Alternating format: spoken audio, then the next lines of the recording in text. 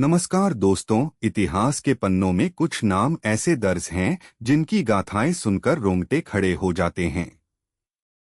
लेकिन क्या हो अगर किसी महान सम्राट की कहानी जितनी भव्य हो उतनी ही रहस्यमयी भी। आज हम बात करेंगे एक ऐसे ही योद्धा की जिसने भारत की धरती पर सबसे विशाल साम्राज्य की नींव रखी, पर जिसका अंत आज भी एक अनसुलझी पहेली है। जी हाँ, हम बात कर रहे हैं सम्राट चंद्रगुप्त मौर्य की। कल्पना कीजिए एक ऐसे लड़के की जो शायद एक साधारण चरवाहा था या किसी छोटे से गणराज्य का राजकुमार। उसकी आंखों में एक आग थी, एक ऐसा सपना जो पूरे अखंड भारत को एक करने का था।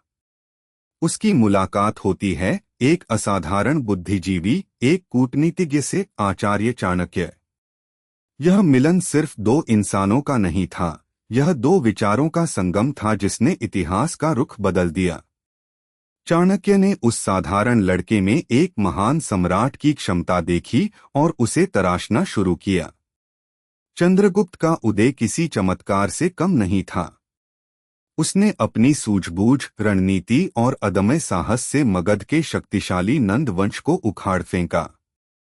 वह सिर्फ एक विजेता नहीं था, वह एक निर्माता था। उसने सिकंदर के सेनापतियों को खदेड़ा और अपनी तलवार से एक ऐसे साम्राज्य की सीमाओं को गढ़ा जो अफगानिस्तान से लेकर बंगाल और कश्मीर से लेकर कर्नाटक तक फैला था। उसने राजनीति, अर्थशास्त्र और प्रशासन की ऐसी नींव रखी जिस पर सदियों तक भारत खड़ा रहा। लेकिन दोस्तों, जहां उसके उदय की कहानी प्रेरणादायक है, वहीं उसके अंत का रहस्य सदियों से इतिहासकारों और शोधकर्ताओं को उलझाए हुए है। एक विशाल साम्राज्य का संस्थापक जिसने अपने जीवन में हर चुनौती को हराया, वह आखिर कैसे गायब हो गया? जैन धर्म के ग्रंथों के अनुसार चंद्रगुप्त ने अपने जीवन के अंतिम वर्षों में राजपाट त्याग दिया था।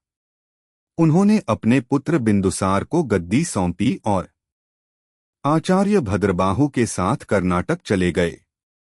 वहां श्रवणबेलगोला में उन्होंने संथारा सल्लेखना नामक प्रथा का पालन करते हुए अन्नजल त्याग कर स्वेच्छा से अपने प्राण त्याग दिए। यह एक अविश्वसनीय बलिदान था, एक सम्राट का अपने साम्राज्य, अपनी शक्ति और अपने जीवन का त्याग। लेकिन क्या यह पूरी सच्चाई है? कुछ इतिहासकार इस बात पर संशय व्यक्त करते हैं क्योंकि अन्य स्रोतों में इसका स्पष्ट उल्लेख नहीं मिलता। क्या यह एक धार्मिक रूपांतरण था या कुछ और?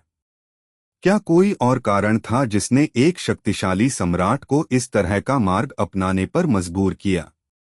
चंद्रगुप्त मौर्य का जीवन, उसका उत्थान और विशेष रूप से उसका अंत भारतीय इतिहास के सबसे बड़े रहस्यों में से एक है।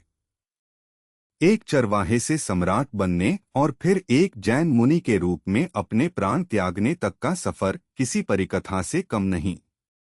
वह एक ऐसा व्यक्तित्व था जिसने भारत को एक नई दिशा दी और जिसके रहस्य आज भी हमें सोचने पर मजबूर करते हैं।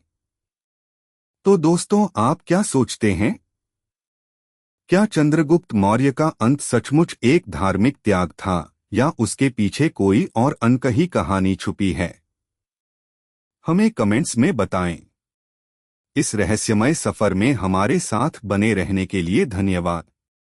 जय हिंद।